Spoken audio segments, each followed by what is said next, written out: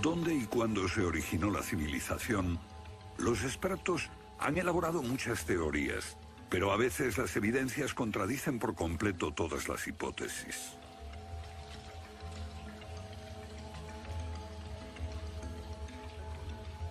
Bajo el suelo congelado de Siberia se han encontrado especies animales extinguidas por un repentino cataclismo global, como el mamut gigante. También se han descubierto mapas muy antiguos que muestran la Antártida siglos antes de que fuese descubierta. Este mapa tiene centenares de años y describe la auténtica configuración de la Tierra de la reina Maud, que está oculta bajo 1 kilómetro de hielos, y su configuración real no se conoció hasta 1949. Hace 100 años, un arqueólogo concluyó que la antigua ciudad de Tiahuanaco, en Bolivia, fue un observatorio estelar alineado con el Sol y las estrellas. Calculó que tendría 17.000 años. Su afirmación fue puesta en ridículo hasta hace poco tiempo. La única corrección que yo haría se debe a que ahora contamos con mejores mediciones, y sospecho que su antigüedad sería de unos 12.000 años. Tiahuanaco es la ciudad más antigua que conocemos en toda la Tierra.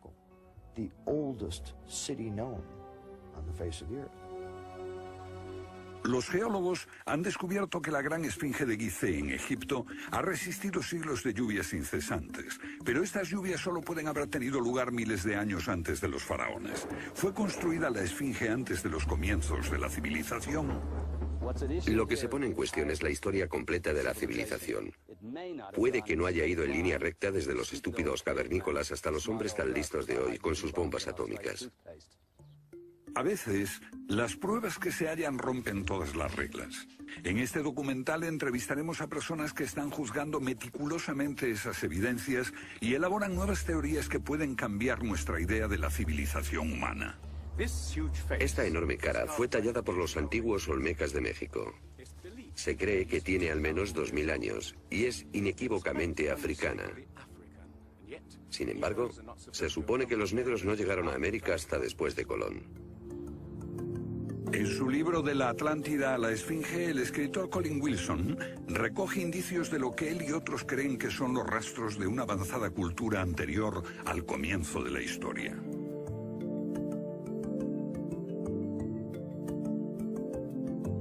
El filósofo griego Platón describió de manera precisa dicha civilización que, según le dijeron los sacerdotes egipcios, surcaban los mares miles de años antes, hasta que fue destruida por un terrible cataclismo. Platón la llamó Atlántida.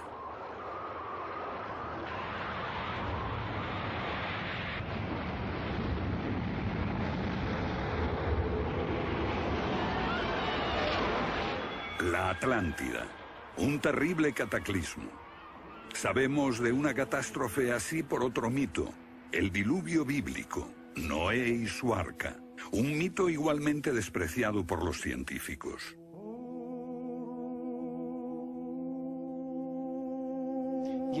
Cuando rechazan el diluvio bíblico y a Noé y el arca como una fábula, los científicos están ignorando el hecho de que hay cientos de mitos de diluvios en todas las culturas, aparte de las narraciones de Mesopotamia y de los hebreos, que dicen lo mismo sobre un desastre planetario que virtualmente borró al género humano antes del comienzo de la historia conocida.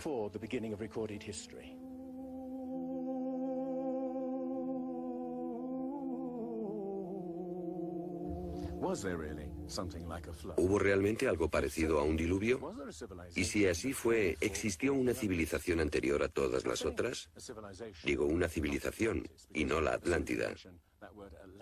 Porque en cuanto se menciona la Atlántida, el científico exclama, «Oh, no», y deja de escucharnos. ¿Pero es neutral la ciencia? ¿Lo es realmente cuando afirma «limítese a los hechos como punto de partida»? La ciencia ha tendido a centrarse más en teorías que en hechos. Una teoría surge para explicar unos hechos, pero otros se dejan de lado. Nuevas evidencias pueden cuestionar la teoría, pero con frecuencia también son ignoradas. Llamamos a estos hechos anomalías. Son evidencias que no encajan en la teoría. En su polémico libro Arqueología Prohibida, los científicos Thompson y Cremo muestran lo que ocurre cuando una evidencia contradice las teorías científicas. En los últimos 150 años, los arqueólogos y antropólogos han enterrado tantas evidencias como las que han desenterrado, literalmente. Básicamente estamos ante lo que llamamos un filtro del conocimiento. Este es un rasgo fundamental de la ciencia y de la naturaleza humana. La gente tiende a filtrar cosas que no convienen. Cuando los científicos ven que algo no se ajusta al paradigma aceptado, tienden a eliminarlo. No se enseña, no se discute, y la gente ni siquiera se entera de ello.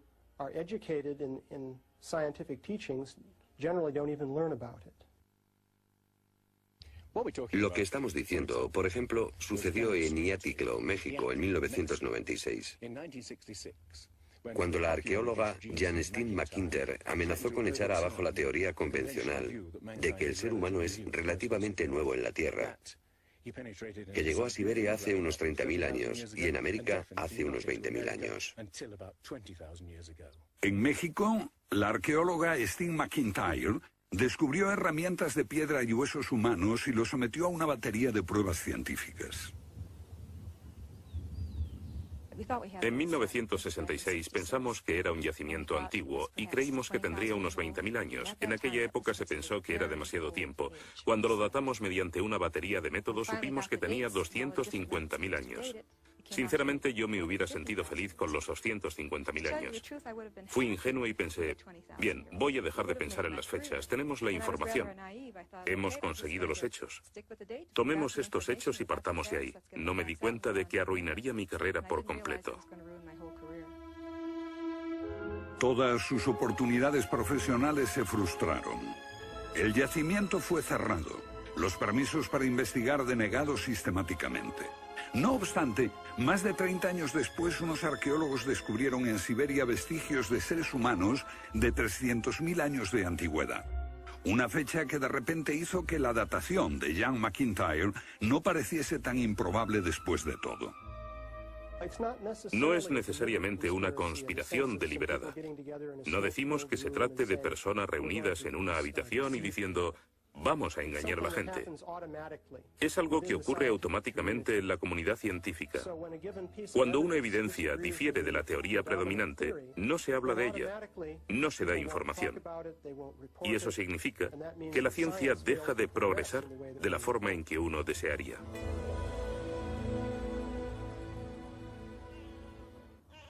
¿La ciencia está pasando por alto evidencias de un pasado que hemos olvidado? ¿Pueden ser ciertos los mitos que nos hablan de la existencia en este planeta de civilizaciones que desaparecieron miles de años antes de que comenzase la historia registrada? Una nueva clase de investigadores está estudiando las anomalías que la ciencia tiende a descartar. Se plantean preguntas que pueden cambiar nuestro concepto sobre la historia humana. La fortaleza inca de Sacsayhuamán, de edad indeterminable y construida por gente que carecía de metales duros o de cemento, que no conocían la polea, ni la rueda, ni la grúa. Solo miren esta piedra. He contado 11 ángulos. Debe pesar más que 200 coches juntos y revela la increíble habilidad de la gente que la hizo. Y también algo más. Una capacidad asombrosa para manipular objetos de este tamaño. ¿Cómo diablos las levantaban? Bolivia. Las misteriosas ruinas de Tiahuanaco. La misma habilidad manual, una capacidad de construcción que resulta inexplicable. Las piedras están perfectamente ensambladas. Intentemos insertar una aguja en cualquier punto de las junturas. La aguja no entra.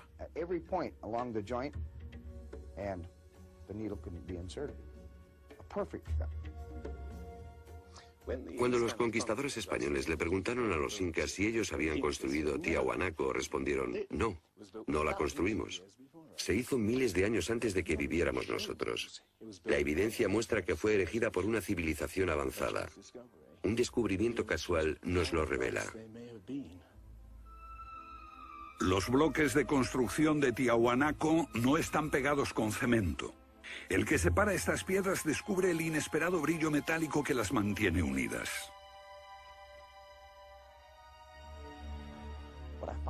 Lo que encuentro asombroso es que para trasladarlas a cada uno de los lugares donde empleaban este material, ellos tenían que contar con una especie de planta de fundición móvil para licuar el metal. Y aquí hay un uso similar de tornillos metálicos y piedras finamente unidas, como esta en forma de L. Pero estamos en otro continente. África, Egipto, la tierra de las pirámides. Las 3 pirámides de Gizeh, una maravilla del mundo antiguo. Otro pueblo que no conocía la rueda, ni la polea, ni la grúa. ¿Cómo podían transportar bloques de 100 toneladas? Su tecnología no se puede explicar ni imitar. Soy ingeniero y puedo decirles que levantar bloques de este tamaño, de este peso, requiere una grúa especial. Una gente que carecía de tales grúas o de una simple polea o una rueda, empleando herramientas de cobre, ¿cómo pudieron hacerlo? Bobal cree que la Gran Pirámide de Gizeh era mucho más que una tumba y que revela un sorprendente nivel tecnológico. En su libro Guardián del Génesis, Robert Bobal y Graham Hancock enumeran muchas hazañas inexplicables. Chris Dunn, experto en perforaciones. Bueno, permítanme una pregunta. ¿Cómo cree que lo hicieron? El sarcófago de la Cámara del Rey. ¿Cómo lograron unos constructores primitivos que la superficie interior encajase con la superficie de la piedra del sarcófago al milímetro? Esta habilidad requiere profundos conocimientos de física. Es un misterio como la perforación misma. Primitivamente, la típica manera de hacerlo sería con una sierra de arco, un berbiquí. Introducirían la herramienta en la pieza usando arena o un diamante, pero pienso que eso supondría mucho tiempo, muchos años para hacerlo.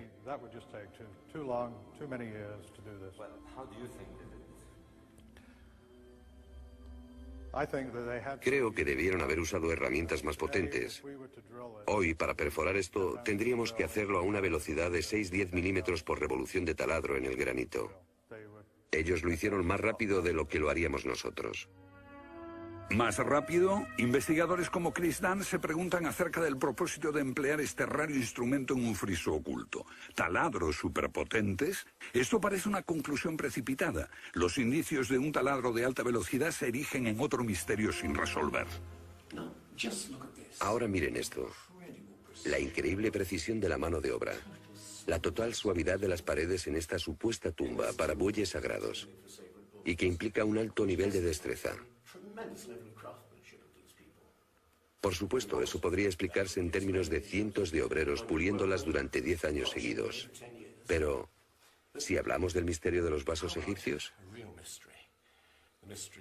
no como este vaso de arcilla que acabo de comprar, sino vasos hechos de alabastro, basalto e incluso diorita, que es la piedra más dura de todas.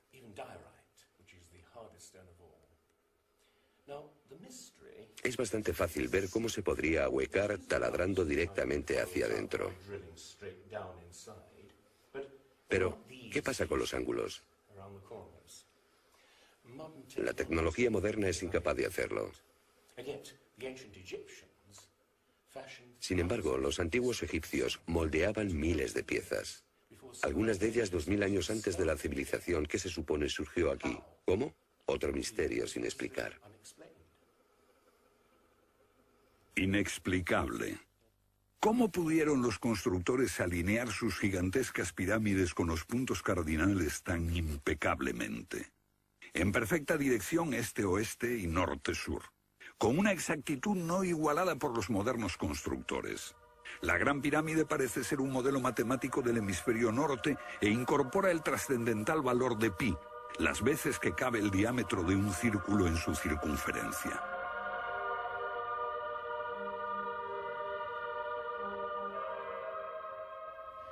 Está claro que lo que aquí tenemos es un avanzado sistema de matemáticas y tecnología, en un tiempo que no conocía su existencia.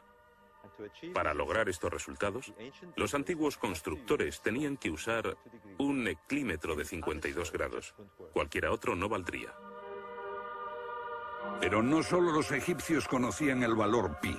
Ese valor también está representado en la pendiente de esta pirámide y en el extraño ángulo que le dieron sus constructores, en Teotihuacán, México, el lugar que los indios llamaban Ciudad de los Dioses.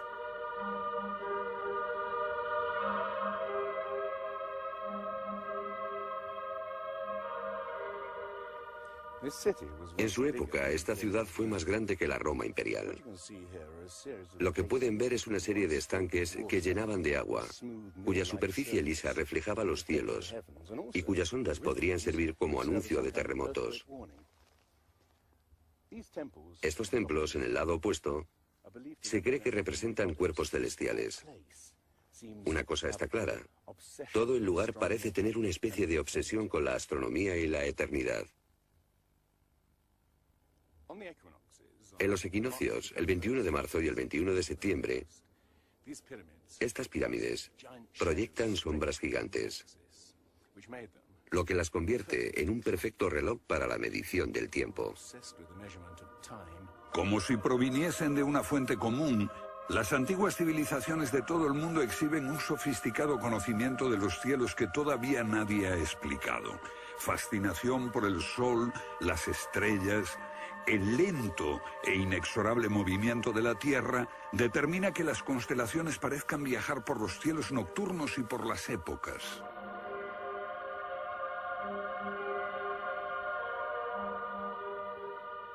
Según los estudiosos, los antiguos egipcios no tenían un gran conocimiento de la astronomía. Pero en el templo de Dendera hay muestras de su sofisticado conocimiento del cielo. Miren las constelaciones del zodíaco: Leo, Tauro, Piscis. Y aquí, la constelación de Orión. Bauval cree que la astronomía es la llave de muchos misterios de las pirámides. Los antiguos egipcios veían en la constelación de Orión a su dios Osiris, señor de los muertos y la vida ultraterrena. Bauval halló el reflejo de ese dios en las pirámides de Gizeh.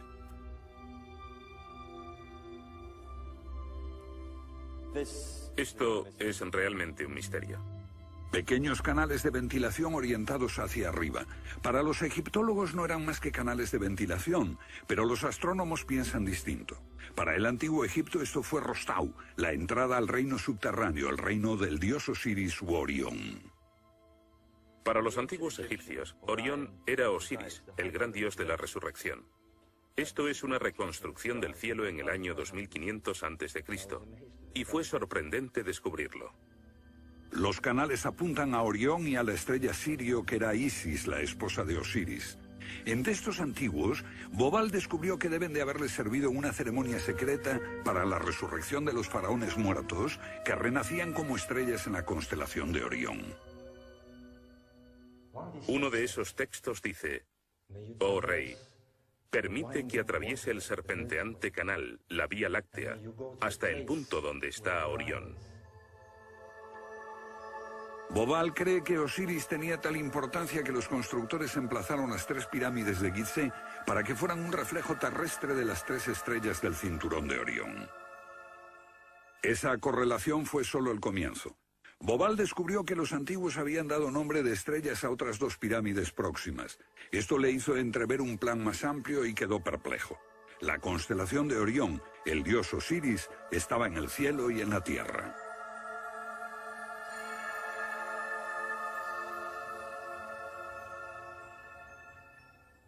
México, donde Teotihuacán presenta otro paralelo. Una leyenda la llama la ciudad de los dioses y sugiere que su propósito era convertir a los hombres en seres celestiales.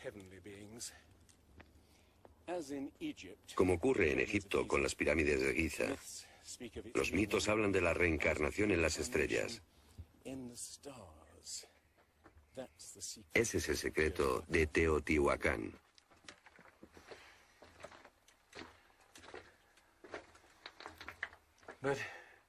Pero esta pirámide presenta otro enigma mayor. Cuando se excavó por primera vez en 1906, se halló una enorme capa de mica. Ahora sabemos que la mica se usa como aislamiento eléctrico. No tenemos idea de para qué la utilizaban ellos. Lo que resulta aún más extraño es que la mica procede de Brasil. Imaginemos el problema de trasladar toda esta mica a más de 2000 kilómetros de distancia. ¿Cómo? ¿Con qué finalidad? No tenemos ni idea.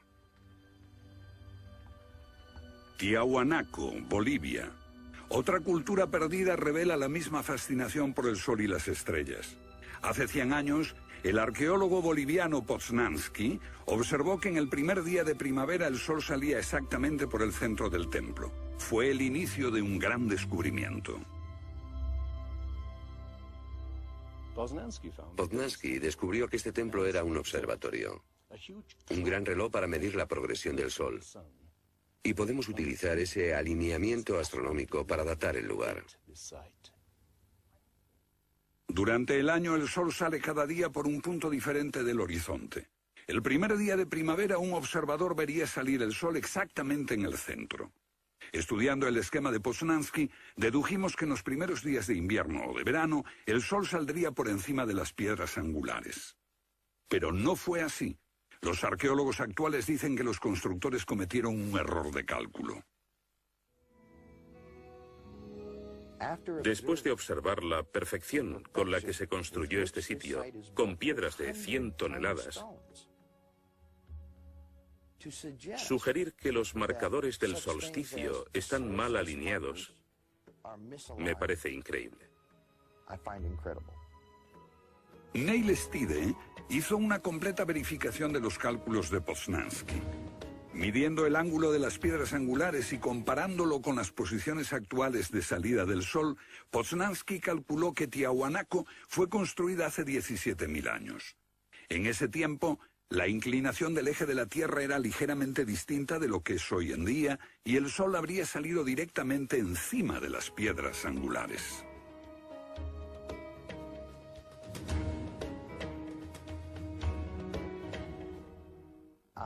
Yo sospecho que la fecha sería más bien de 12.000 años. Pero eso haría que todos nos cuestionásemos completamente los orígenes de la civilización. Una civilización perdida en el tiempo dejó sus huellas en varios lugares del mundo. Los sacerdotes egipcios dijeron al filósofo griego Platón que una civilización así habría existido hace 12.000 años.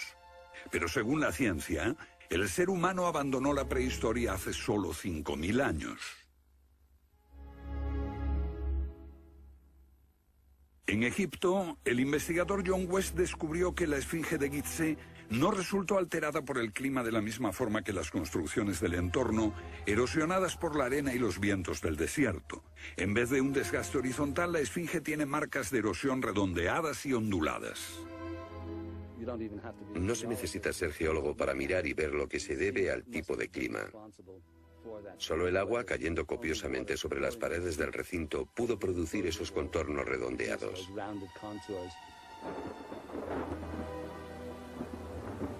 ¿Agua en el desierto del Sáhara? Ciertamente no en tiempos de los faraones. Para eso hay que trasladarse a finales de la era glaciar. Unos 10.500 años antes de Cristo, miles de años antes de que existiesen los faraones. ¿Pero por qué entonces la esfinge tiene cabeza de faraón?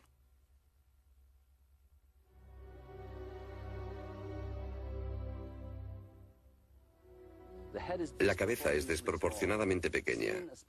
Desde el aire se ve que el cuerpo de la esfinge es largo y aplanado, y la cabeza casi se parece a la de un alfiler. Para nosotros, esto indica que ha sido tallada más de una vez. En otras palabras, la cabeza se rehizo en algún momento de su larga historia. John West cree que la esfinge era originalmente un enorme león que un desconocido grupo de escultores modeló en la roca antes del 10.500 a.C. Se comenzó a erosionar cuando el final de la era glaciar alteró el clima y causó lluvias que cayeron durante siglos. Solo miles de años después, un faraón habría tallado la cabeza con su propia imagen. ¿Tiene la esfinge más del doble de la antigüedad que creíamos? La teoría fue ridiculizada por los egiptólogos, pero los geólogos les respondieron que los hechos estaban allí. Más extraño aún, según Robert Bauval, la evidencia astronómica sugiere que las pirámides de Gizeh parecen revelar esa increíble antigüedad.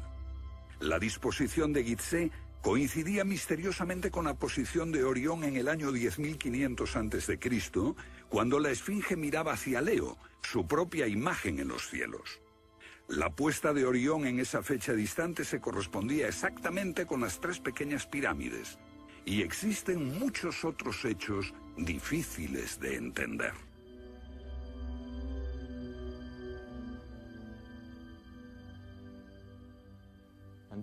Esto coincide exactamente con las ideas que se desarrollaron tras los análisis geológicos de la esfinge. Dos ciencias sólidas indican que la esfinge podría remontarse al año 10.500 a.C.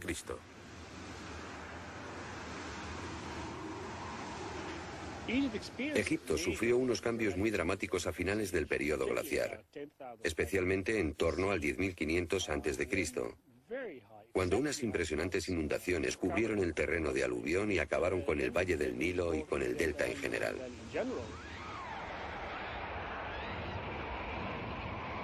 «10.500 años antes de Cristo, un periodo de inundaciones.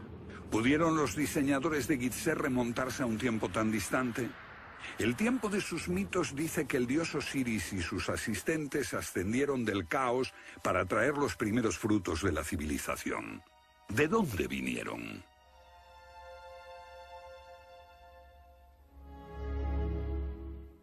Un dios muy parecido fue el señor de la antigua Tiahuanaco en Bolivia.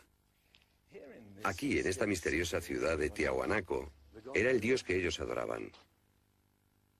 Alto, con barba, descrito como blanco, Viracocha llegó en tiempos de caos y destrucción, atravesando los mares para llevar a la raza humana una especie de renovación. El dios blanco Viracocha. En México conocido como Quetzalcóatl, que llegó con otros para traer los primeros frutos del conocimiento. Su símbolo está por todo Teotihuacán. La serpiente emplumada, símbolo del enigmático dios Quetzalcóatl que llegó desde el este después de tremendos cataclismos para traer la civilización a esta parte del mundo. ¿Pudieron dioses como Osiris, Viracocha y Quetzalcóatl haber sido personas reales que llegaron de muy lejos? ¿Eran supervivientes de un cataclismo que destruyó sus hogares y su civilización? Ahora la pregunta que nos hacemos es esta. ¿Existió una remota civilización, hasta ahora sin identificar, que llegó a Egipto, México y Sudamérica? ¿Y que dejó su impronta en un cuerpo de conocimientos, por difícil que sea de discernir? Tomados por separado, acepto que los datos aislados revelan poco, pero consideremos juntos todos esos elementos comunes. Ambos lugares tienen enormes pirámides, alineadas exactamente con los puntos cardinales, e incorporan avanzados conocimientos matemáticos. Ambas culturas demostraban un asombroso conocimiento de astronomía, expresado en los grandes monumentos sagrados que erigieron. Aunque no conocían ni la polea ni la rueda, ambas pudieron hacer construcciones con enormes piedras finalmente ensambladas en un estilo único, con ángulos en forma de L y tornillos de metal. Y ambas utilizaron el proceso de la momificación para preservar y honrar a sus muertos. Aquí se halló una nueva y asombrosa pista cuando la doctora Balabanova, de la Universidad Alemana de Ulm, descubrió que muchas momias de Egipto contenían cocaína y nicotina, naturales de Sudamérica. Tengo una cantidad de cartas insultantes. Dicen que todo esto no tenía sentido, que yo fantaseaba, que era imposible porque estaba comprobado que antes de Colón esas plantas no existían en ninguna parte del mundo, excepto en América. Pero su investigación se repitió con cientos de momias y no quedó lugar a dudas. En un pasado remoto, unos navegantes atravesaron el mar e influyeron en las culturas a ambos lados del Atlántico. La idea está sugerida incluso por lo que no está allí. México, la antigua cultura de los mayas. Los sacerdotes mayas tenían tablas para predecir los eclipses de sol y de luna. Pero hay algo muy extraño. No conocieron nunca el simple principio de la rueda. Podían visualizar la eternidad pensando en millones de años, pero jamás aprendieron a pesar un saco de grano. Esta compleja civilización murió finalmente porque no supo desarrollar métodos de agricultura para alimentarse. Lo que estoy sugiriendo es... ¿puede que ellos heredaran una parte específica de su conocimiento de una civilización anterior, mucho más sabia? Un contacto. A veces la evidencia está ahí para que la veamos todos. Los antiguos olmecas en México pusieron a sus soberanos caras africanas. ¿Qué les parece esta? Tallada por esos mismos olmecas. Es genéticamente imposible que un indio tenga barba, pero aquí está la cara de un blanco caucasiano, esculpida 2000 años antes de que los españoles llegaran al Nuevo Mundo.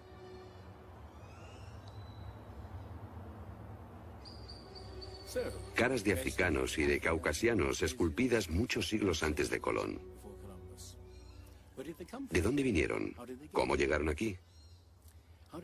¿Cómo influyeron en la más antigua cultura de América Central, en la cultura madre de México? Lo que todos los arqueólogos saben es que de pronto se materializaron alrededor del 1500 a.C. Esta gente, cuya expresión característica era la de esculpir enormes caras de piedra, cabezas de caucasianos y africanos que parecen haber salido, no se sabe de dónde.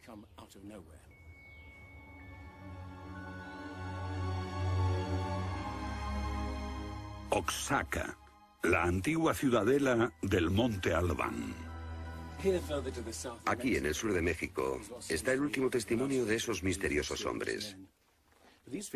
Porque estas figuras esculpidas en piedra parecen corresponder a muertos en combate, desnudas, desamparadas, la mayoría castradas. Este puede reflejar el momento en que estos hombres desaparecieron de la historia.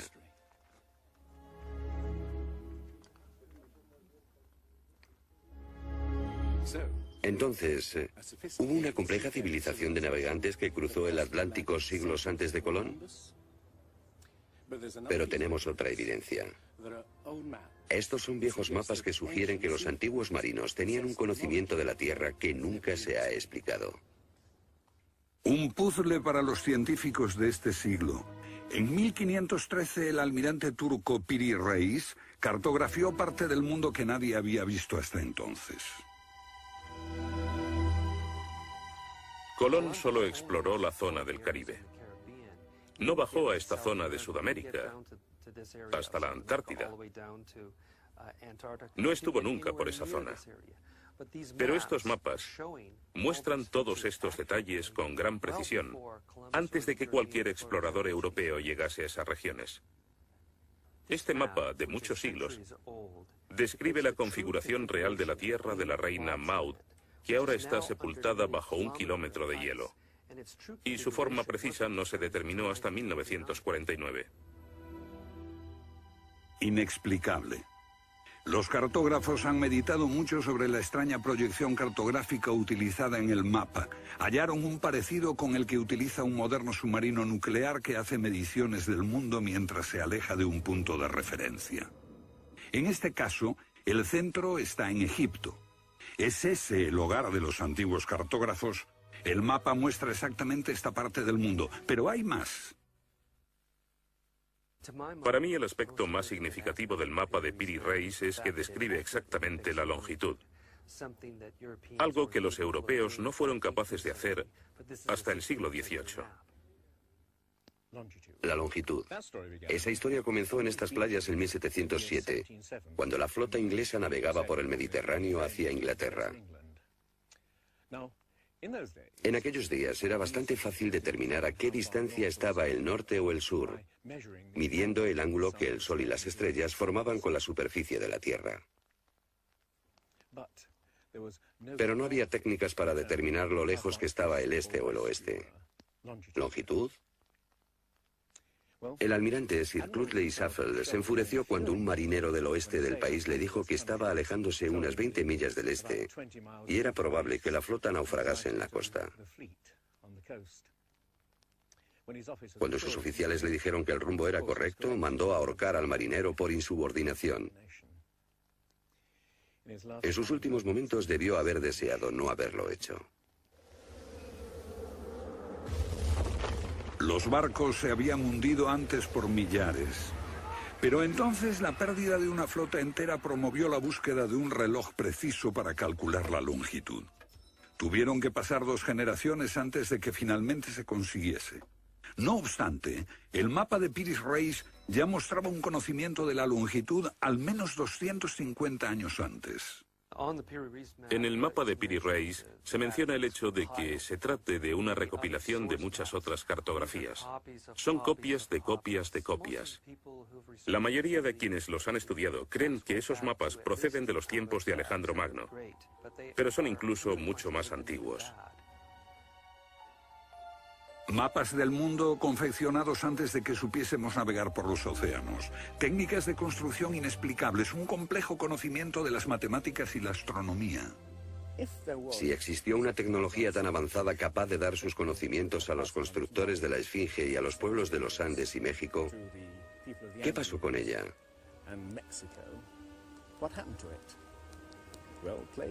Platón dice que existió esa civilización avanzada tecnológicamente y capaz de surcar los océanos del mundo, la Atlántida, situada en una enorme isla-continente. Rechazando una civilización perdida, la ciencia niega también la idea de una catástrofe global que la destruyó. Pero Platón y la Biblia no son las únicas evidencias. El Popol Vuh, libro sagrado de los mayas, habla de enormes marejadas e inundaciones que azotaron el mundo durante meses. Una lluvia fría y negra indescriptible y granizo. Los antiguos hablaban de tiempos de caos, de inundaciones y oscuridad de los cuales emergieron los dioses para dar forma a la tierra de Egipto.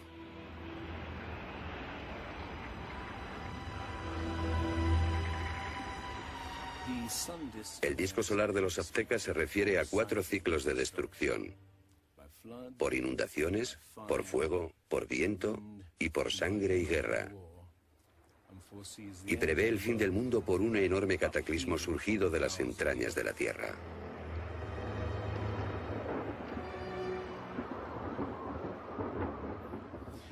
Otros mitos de la América antigua hablan de inundaciones apocalípticas y torrentes de fuego, de erupciones volcánicas y terremotos. Un pasado que no podemos recordar ni olvidar.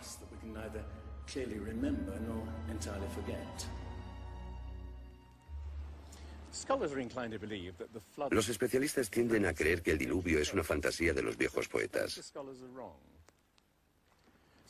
Pero supongamos que los expertos se equivocan. Supongamos que una serie de terribles catástrofes naturales redujeron a nuestros ancestros a pequeños grupos que vivieron apartados y se esparcieron por todo el mundo. Lo que buscamos es una época que coincida perfectamente con los mitos, igual que el zapato encaja en el pie de Cenicienta. Una pista. La fosa de Alquitrán en La Brea, California. Una inmensa sepultura de millones de animales que hoy se ha convertido en atracción turística. Bajo la superficie está el campo de petróleo del lago Salado. El asfalto brota por las grietas y fisuras como un papel cazamoscas y atrapa a los animales. Y encontramos aquí una increíble colección de especies atrapadas en los últimos 40.000 años.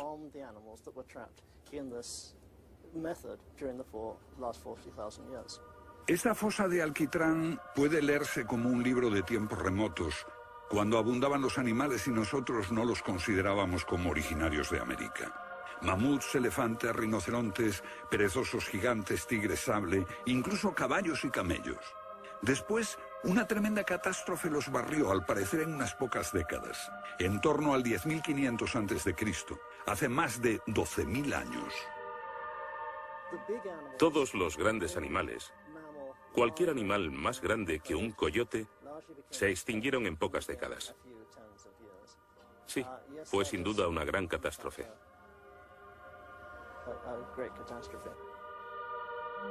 Un registro de la catástrofe. El fin de la era glaciar. En el 10.500 a.C., hace más de 12.000 años. Temperaturas que habían permanecido relativamente estables durante miles de años de pronto se elevaron. Un aumento de temperatura de más de 5 grados en un abrir y cerrar de ojos. Solo entre 3 a 10 años. Se trata del asombroso descubrimiento de unos científicos que perforaron la capa de hielo en Groenlandia para investigar los cambios en la atmósfera. El hielo de Groenlandia ha sido llamado por algunas personas la piedra roseta del clima, porque ver que el clima puede cambiar tan rápidamente es un enorme descubrimiento. Y este cambio ocurrió en un periodo de entre 3 años y una década. Hemos observado cambios espectaculares en la química de la Tierra. Y descubrimos que en un periodo en el que las placas de hielo estaban empezando a derretirse, es cuando tenemos más señales de sedimentos volcánicos y de mayor magnitud, mayores concentraciones que en cualquier otro periodo en los últimos 110.000 años.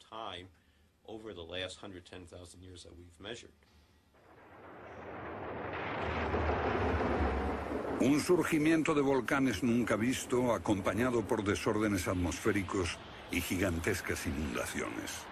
Porque mientras las placas de hielo de más de 1 kilómetro de espesor se derretían en pocos años, el nivel de los mares aumentaba dramáticamente. De repente, los mares ocuparon lo que había sido suelo seco. Se podía caminar desde Gran Bretaña a Escandinavia antes de que una revolución climática diese forma al Mar del Norte. Fue un periodo en que las grandes inundaciones cubrieron las llanuras de América del Norte y por eso es que se encuentran esqueletos de ballenas en Michigan.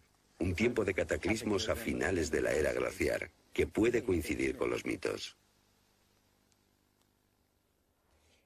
Solo en el Nuevo Mundo se extinguieron alrededor de 70 especies de grandes animales. Mamuts, perezosos gigantes, camellos, caballos. Permítanme ponerlo en perspectiva. En los anteriores 200.000 años se había extinguido menos de 1/3 de esa cantidad. Y este modelo extraordinario de extinción se repitió en Europa y Asia. En las capas subterráneas de hielo de Siberia y Alaska se descubrió una masa enmarañada de huesos de millones de animales que perecieron en un cataclismo. El mamut gigante no murió a manos de los cazadores. Desapareció por una catástrofe natural. A finales del siglo XIX, unos cazadores encontraron por casualidad el cuerpo de un enorme animal congelado. Después de ser desenterrado y transportado, se encontró que en el estómago tenía plantas pertenecientes a un clima templado y aún sin digerir. El animal se había congelado de una forma muy rápida, como no es capaz de hacerlo ningún congelador moderno. Lo cierto es que hace unos 12.000 o 13.000 años un frío inmenso azotó Siberia. El enigma de los mamuts congelados en un instante ha dado pie a extrañas anécdotas. Algunas ciertas y otras no. Lo que es auténtico es un informe del barón Wrangel, un naturalista del siglo XIX que descubrió la isla Byrd al norte de Siberia, donde la arena quedó literalmente mezclada con bancos de huesos y colmillos de mamut y otros animales que habían desaparecido en alguna catástrofe.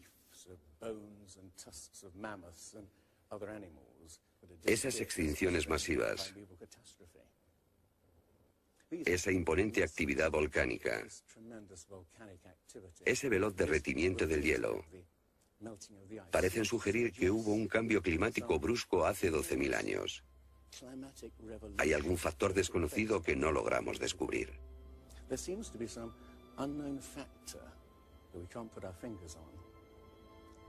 El fin de la era glaciar. ¿Qué provocó esa revolución? He aquí la gran cuestión. ¿Qué causó el cataclismo? Una de las mejores ideas la ha planteado Charles Hapgood.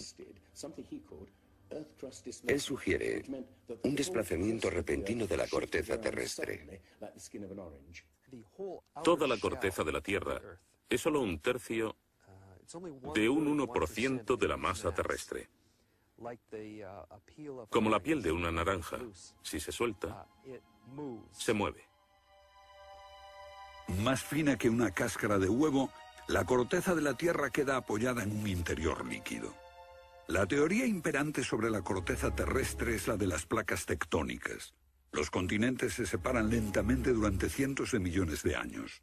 Aunque la ciencia rechazó esa teoría durante más de medio siglo, ahora niega también la idea de que la corteza pudo moverse en su conjunto y repentinamente.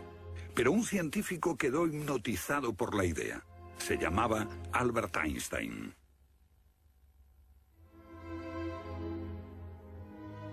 Esto es un resumen de lo que dijo. Cuando me encontré con el trabajo de Hapgood, quedé conmocionado.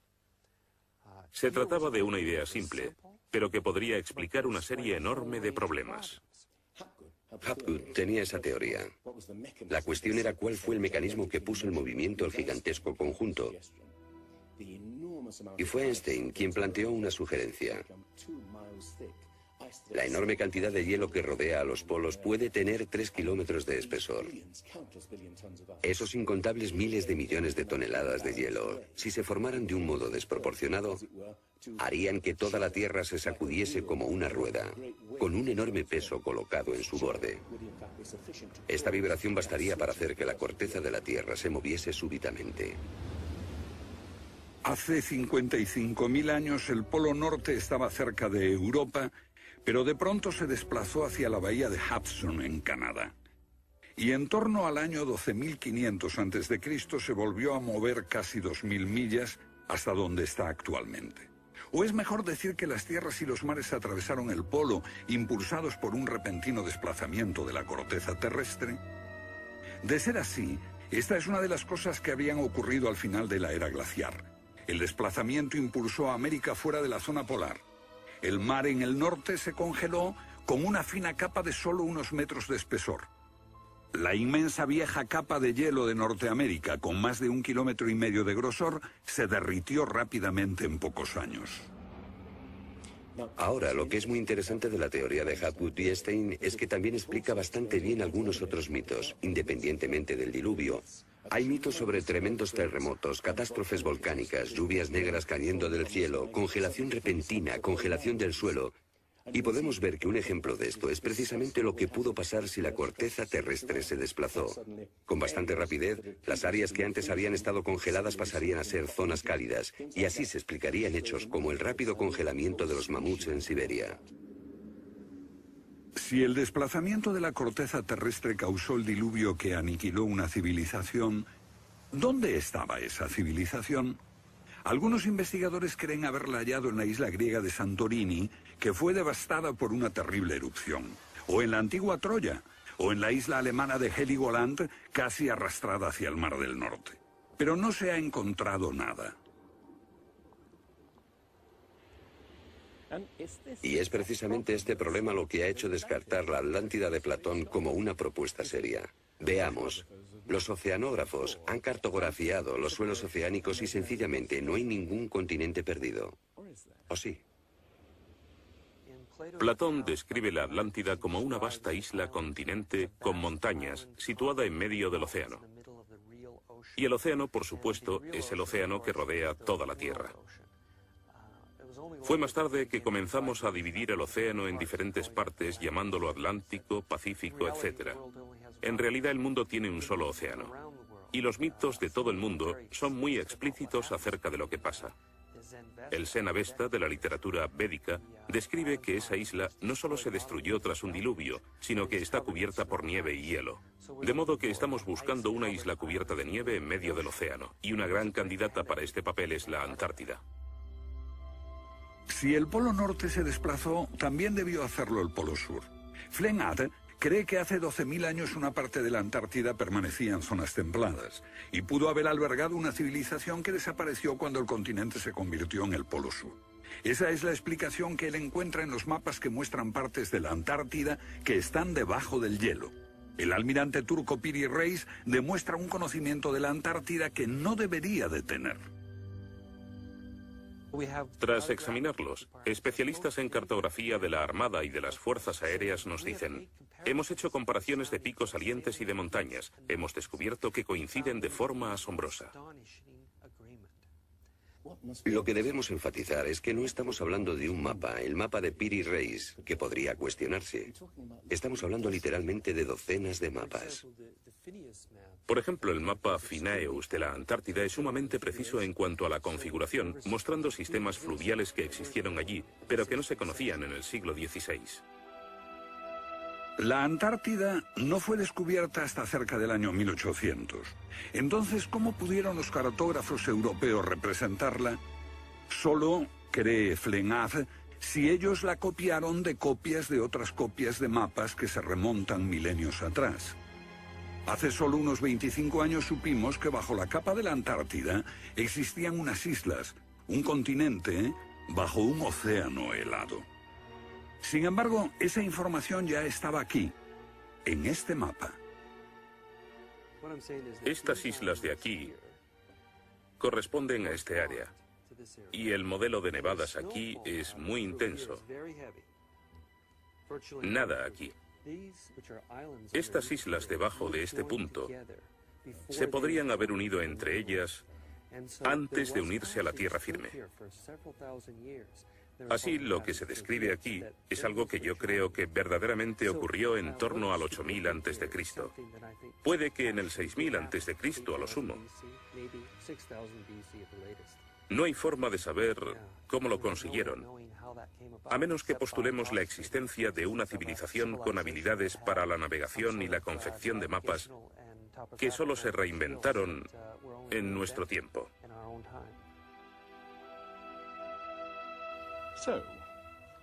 ¿Fueron los comienzos de la civilización humana más remotos de lo que suponíamos? Puede que uno sienta que muchos elementos de esta hipótesis suponen conjeturas extravagantes que, vistas por separado, pueden ser todas discutibles. Pero si juntamos esas piezas, como las piezas de un puzzle, se empieza a ver que surge un modelo. Una civilización que se desvaneció y fue olvidada mucho antes de que comenzase el registro de la historia.